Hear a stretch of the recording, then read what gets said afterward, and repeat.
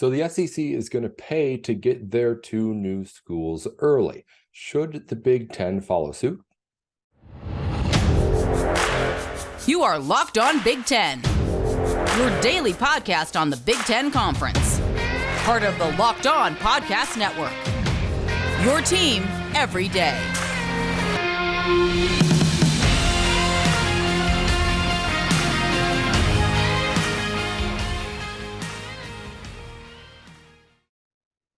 Hey there, thanks for tuning in to Locked On Big Ten. I'm your host, Nate Dickinson. Today's episode is brought to you by FanDuel. FanDuel Sportsbook is the official sportsbook of Locked On. Make every moment more. Visit FanDuel.com/LockedOn today to get started. Coming up on today's show, we're going to take a look at the latest move from the SEC to try to get the power as quickly as possible. They're going to pay a whole lot of money to get Oklahoma and Texas into the conference a year earlier. And now the Big Ten is set to add their schools at the same time the SEC will add OU and UT. So what happens next here? Should the Big Ten take that next move and try to get their schools in earlier? We'll get into it all here on Locked On Big Ten. Of course, also going to recap everything that happened in basketball yesterday and all the other Big Ten news from around the country. Let's get into, though, what happened yesterday with the SEC. It was announced that instead of the original plan for Texas and Oklahoma, which was to join the conference after the 2024-2025 school year, they instead decide to pay a whole lot of money to get them sooner, something that had been rumored for a really, really long time. Specifically, in the official release in the agreement with the Big 12, Texas will pay $100 million in, quote, foregone distributable revenues, end quote. And they're actually going to, in news that somehow involves the Big Ten, they're going to switch up the home dates for the Texas series with Michigan. Now it will be Michigan hosting in 2024, which will allow Fox to broadcast that game. It's just a Big Ten note in what is SEC news. The point being, though, the SEC is now going to pay $100 million, 9 figures, to get these two big programs into the conference just a year earlier. So the question has to be asked, should the Big Ten do the same? The situation's a little bit different. The Big Ten is now already, in the original agreement, set to add USC and UCLA after the 2024 school year finishes up. But that means that now there's an opportunity for maybe the Big Ten, with a price point set, to try and get these two schools away from the Pac-12 a little bit sooner. Would it be worth it, though? Would it be worth it to, instead of wait till the end of next school year, to get these conferences into the Big Ten and starting to play Big Ten football this fall? The first instinctual thought has to be, there's not enough time to get that done, of course. I don't know if I agree anymore. A year ago, maybe I would have said the same thing, but Kevin Warren, if he showed us nothing else in his time as the Big Ten commissioner, he showed us that getting things done is not something that has to take time, especially when it comes to the way that the Big Ten is changing the college football landscape. So with what is currently set up, I wouldn't expect the Big Ten to be able to try and put this together by the end of this school year. But as far as what is possible, I'm no longer just thinking, well, it's not even on the table, the idea that it couldn't get done. So if there's a way to get it done, if there's a dollar amount that the Big Ten can get these schools in for, then why not do it? Because the SEC is doing this because they know what's going on here. This is an arms race. Getting your school in a year after the Big Ten gets theirs is something that's a disadvantage, and the SEC has eliminated it by throwing money at it. The Big Ten has the power to do the same thing when it gets money. And if it's at all possible to get these two schools in as quickly as possible, then I don't see why it can't be done. The way that the Big Ten brought in USC and UCLA is huge. The way that the Big Ten got its media rights deal done in just the right, perfect time to maximize the amount of revenue. It's great. And those were all moves that were made quickly. Why can't you make this move quickly too? It's like what we're dealing with the Big Ten divisions in football right now. Everybody knows that it's not the best way to get the Big Ten the best chance at getting college football playoff teams. We've talked plenty about that. Everybody knows that it's not the best way to play Big Ten football and set the conference up for success on the field. But for some reason, we're still doing it.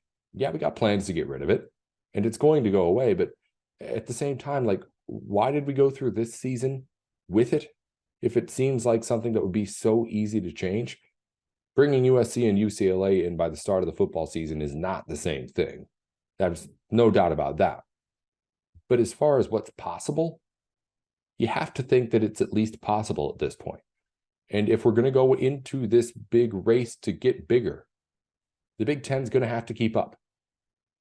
When Kevin Warren was here, you can like or dislike what he did and how quickly he did it. But one thing that he did do is he always kept the Big Ten at the advantage and making the move instead of reacting to the move. Right now, the SEC just made a move here. They're saying, hey, we see that you're getting your teams into your conference, then we're going to pay to make sure we're there too. If I'm in the Big Ten office, I'm at least looking and trying to figure that out. Unfortunately, there isn't a current commissioner right now to really spearhead that. So it's really tough. But I would want to, at least as a Big Ten fan right now, I'm thinking, okay, let's get this at least in someone's ear and let's see what we can figure out. Again, it's not going to happen. I don't think it's going to happen. And I'm telling myself it's not going to happen because it seems like there's no way it could. But again, I was equally as floored with some of the things that have happened in Big Ten front office stuff over the last year. So who knows? We're going to talk Big Ten basketball in just a second. Before we do, this year, the only app you need for the Super Bowl is FanDuel, America's #1 sportsbook. We're really excited about our new sports betting partner for Locked On because they're the #1 sportsbook in the country. And if you're new to FanDuel, it's even better. They have so many great features that make betting on sports fun and easy too. Download FanDuel so you can bet on Super Bowl 57 with a no-sweat first bet. You can get up to $3,000 in cash back if your first bet does not hit. Zero risk when you're putting that first bet in, and it could be as little as $5 when you make that bet. FanDuel lets you bet on anything from the money line, point spreads, props on who's going to score a touchdown. Of course, Big Ten basketball too. So if you want to get in on things this weekend, we went 2-0 yesterday. Going to talk more about that in a little bit. That's something you can do over at FanDuel. And you can get that no sweat first bet by heading over to our link at fanduel.com/lockedon. Fanduel.com/lockedon. So you can make sure that you're making the most out of every moment. At FanDuel, the #1 sportsbook in America and the official sportsbook of the NFL. Also, thank you for making Locked On Big Ten your first listen every day. Make sure to also check out our brand new podcast, Locked On College Basketball. Everything you need to know about college basketball in one place. Plus, hear from big name experts, insiders, coaches, and players too. Locked On College Basketball, available on YouTube and wherever you get your podcasts. All right, let's take a look into the latest from Big Ten basketball. Of course, games to recap yesterday. Friday, the day off for Big Ten, so no games here today as we get ready for the weekend. First off, as I mentioned, I went 2-0 yesterday. Purdue, -7.5, beat Iowa easily. Northwestern, +5.5 against Ohio State. Northwestern wins it outright and actually covers -5.5 too. But 2-0 yesterday. We'll get my picks for the weekend here when we have a show for you coming up tomorrow on Locked On Big Ten. But first, let's get into the recaps for everything that happened yesterday. A couple of pretty straightforward games. First off, if you ask me, Purdue absolutely blew the doors off of Iowa.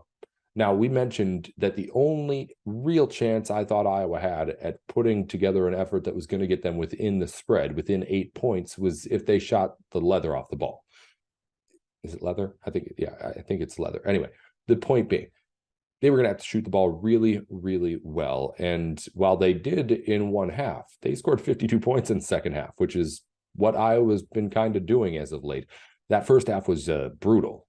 They were down 17 points at the break, 21 points in that first half only for the Hawkeyes. And when you give Purdue that kind of an edge, it's just a little bit too much to try and come back from.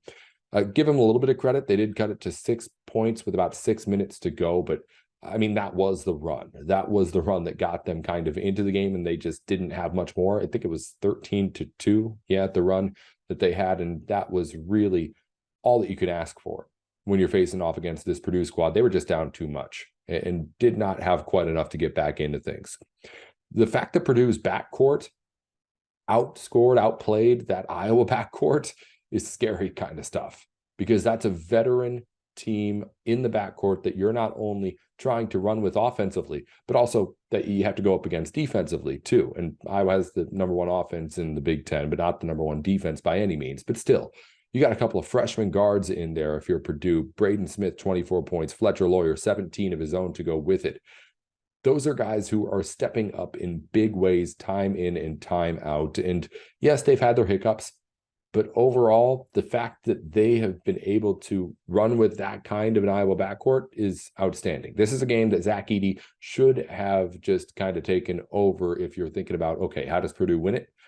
But he didn't have to. His backcourt helped him out a lot, and it's part of the reason why Purdue is just continually proving itself as the best team in the country, at least right now, pretty much by a big margin, if you ask me. Alabama's playing really well, but as far as with what Purdue has been so good at and how consistent they've been with it, it's night in and night out with these guys at this point, and it's just getting really, really impressive what the Boilermakers have been able to do.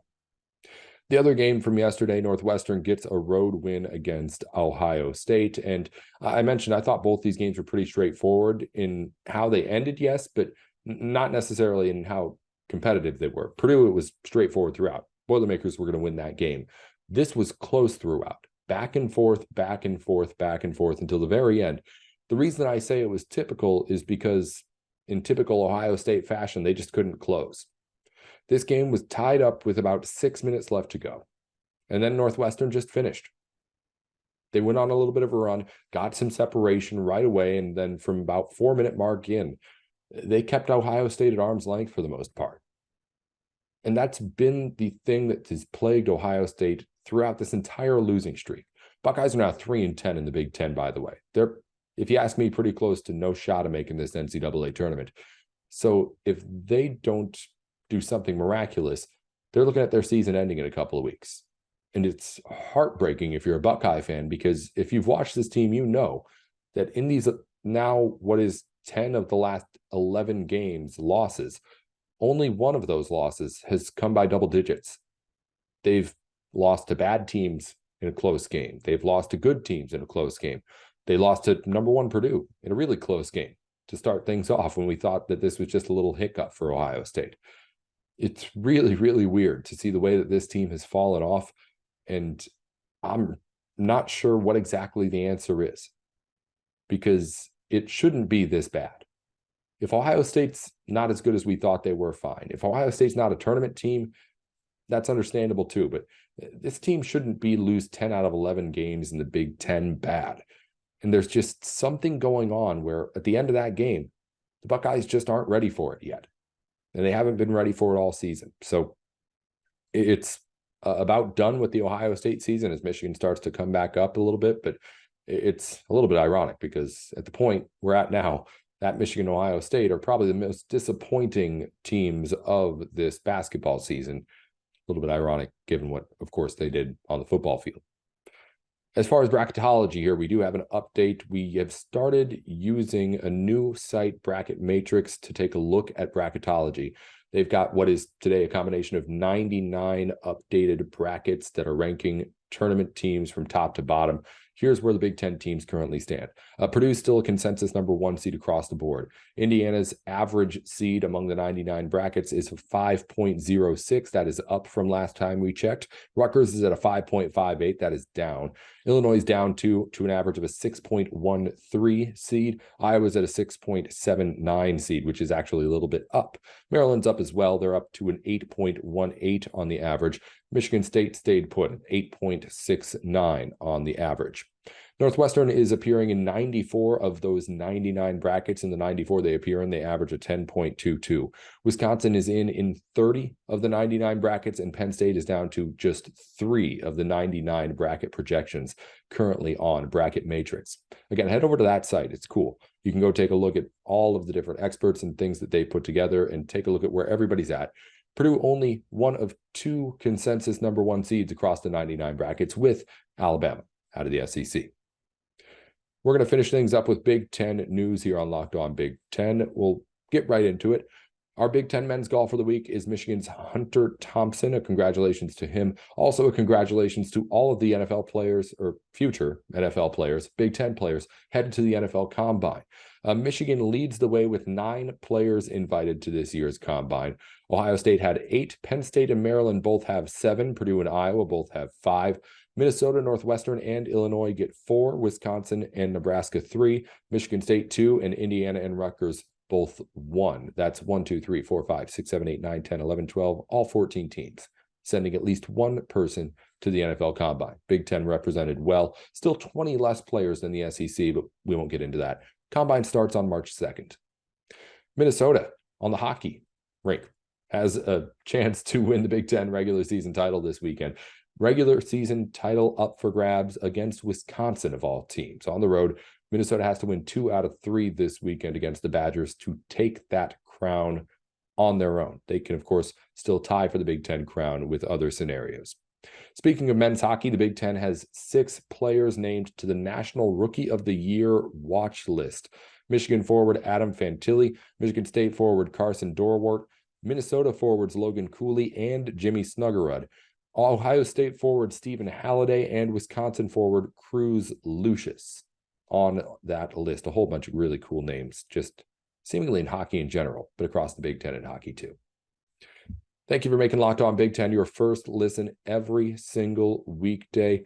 Next, make your second listen Locked On College Basketball. Experts Isaac Shade and Andy Patton bring you everything you need to know on and off the court. Plus, hear from the big name experts, coaches, and players throughout the basketball landscape. Locked On College Basketball, available on YouTube and wherever you get your podcasts. We'll be back next time with more here, with a big weekend of Big Ten basketball as always coming up. Until then, be sure to follow us wherever you get your podcasts, on YouTube and on Twitter at Locked On Big Ten, 10 at the end, not TEN. I'm Nate Dickinson. Until next time, this is Nate Dickinson with Locked On.